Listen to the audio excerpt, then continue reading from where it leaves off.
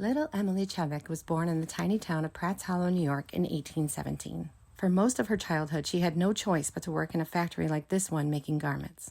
It was quite common then, and her family needed any money they could get. They always had food, but it wasn't much more than would keep them alive, and they lived in poverty. Emily later wrote that her only memories of the place are of noise and filth, bleeding hands, aching feet, and a very sad heart. After reading as much as she could about a man named Adoniram Judson, a famous Bernese missionary, with the exciting life he and his wife Anne had, she decided at age 12 to become a missionary herself, but it seemed such a faraway dream that she became a teacher at the age of 15 instead. Every night and all night after a long day of teaching, Emily would write for local newspapers to collect as many pennies as she could to help her aging parents. The long hours started to take a toll on her bubbly personality and already frail health. While still always following the life of Adoniram Judson, Emily branched out and began writing religious children's books.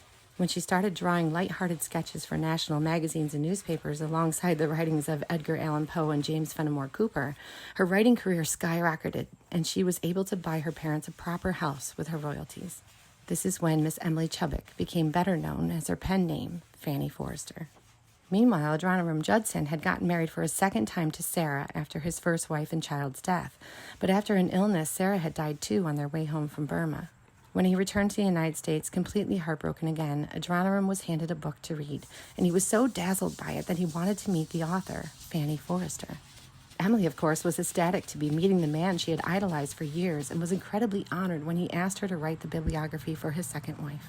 The two spent weeks together, and soon it turned into so much more for both of them. When he proposed marriage, people were shocked the heroic missionary would choose a bride half his age, and especially one of so bubbly a personality. But they were in love, and they were married here in Hamilton, New York in 1846.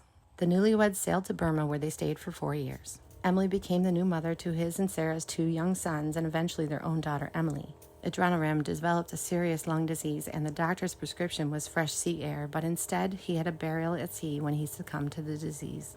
3 weeks later, their son, whom Emily called Angel Charlie, died the same day he was born in 1850. Adoniram had fathered 13 children by his 3 wives over the years, but only 3 would survive. Completely devastated, Emily, along with their 3 remaining children, returned to the U.S. a few months later in 1851, but by this point she had already begun wasting away from tuberculosis. For the next 3 years, she lived here in Hamilton and wrote and published a volume of poems, memoirs about her sisters who had died at a young age, a bibliography for her husband, and several missionary stories. Fanny Forrester, Mrs. Emily Chubbuck Judson, passed away on June 1st, 1854, at age 36.